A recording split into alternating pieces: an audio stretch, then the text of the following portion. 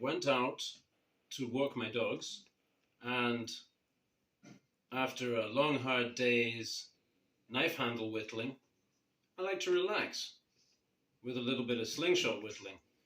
So I knew I had some forks that I'd cut, and I left them somewhere, so I went and I picked this one up. This is a bit of a task for whittling. It's obviously not very symmetrical, so we have to remove a lot of material from this fork here, and probably the forks will get cut, fairly low there, and have to hollow it out. So I could use all kinds of knives, and I brought a few knives to show the inspiration behind my knife. So a couple of pocket knives here from Case. You got the Sod Buster, the knife that you would have out and about for doing anything. And a Hawkbill, which is a similar knife for out and about doing anything, but it's very good for pruning and very good for whittling things in the round, poles and stuff like that.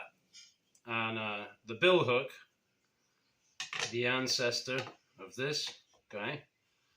It's a simple one made in Thailand. I refinished the handle a little bit.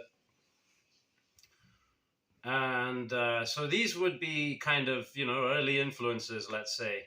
And then later, more recently, I got a bit more into the knife collecting. And so I found a few compound grind knives that were very interesting. I think the first one I got was this task knife. So I think he's Georgian maker, Georgia next to Russia. And it's got a hollow grind transitioning into a flat grind with this massive swedge on the back here that I've used this for opening oysters very successfully.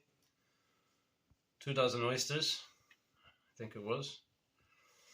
And it's a cool knife, good for a gloved hand.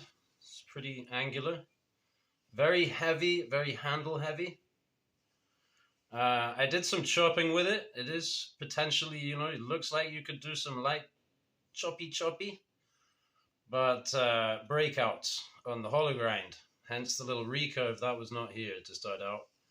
I like the recurve, so that's good. That was a good modification through testing, and I like it. But yeah, you got to be careful chopping on a hollow grind. Obviously, I wouldn't rule out putting a hollow grind on my kind of knife. But I would maybe have to do it differently. Well, let's look at this one as well. So the Jason Browse Lunatech, also a hollow grind, transitioning to a flat.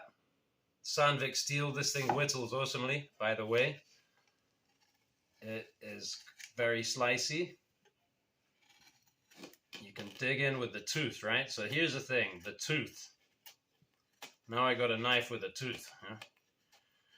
And then I found out about William Collins, which I think I should tag William Collins. I didn't occur to me to do that in the last video, but I mentioned him, and he's, I don't know, he's got to be among the best. So I got this Field Boss. It's a little dirty. I've been using it, and not very clean. But I love this thing. It is absolutely amazing. It's very, very sharp. It's so sharp. I would say that comparing my knife to this, you're talking like a Pontiac versus a Ferrari, right? You got to be on point with this knife, because otherwise you can cut so deep, you can accidentally. So for this reason, I get as much or more use out of my knife than this one, even though this one is better. Check that out. And so this is this thing, and I'll just whittle it for a minute so you can kind of see how I might do that. I might do it standing up. I was standing up out in the field, chopping on it like this, and I thought, oh, I should ask my charming cameraman, my dear wife, to film me doing this as well, because that's the brief, right? I made a knife, now I got to carry it on me every day, which I practically was doing anyway, and just document what I'm doing with it. So this is the kind of thing I do with it. And as you can see with this chopping action, you remove a lot more material. And this is also why you want a lanyard. You know, maybe I'm trying to not bash my knuckle here so I can hold it all the way back here, still chop. Also put this sway back handle. No bird's beak, right? It's nothing to impede, just you can flop around with it, right? If you've got a lanyard. So I always use the lanyard for this. And that's a demonstration of that, and you know, a little demonstration of what you can do with this bill hook thing when it comes to debarking, you know.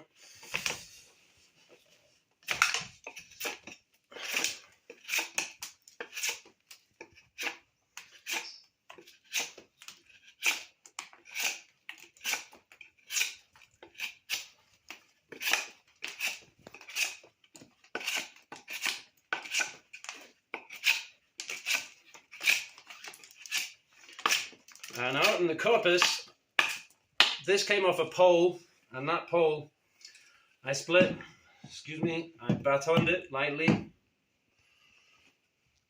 you know, gently, just to get that split, and you can split them open, and then with this knife, I finish them up, make them kind of square, and I can use that for whatever, really, fencing, coops, houses in the, gate in the house to keep the puppies under control, that kind of stuff.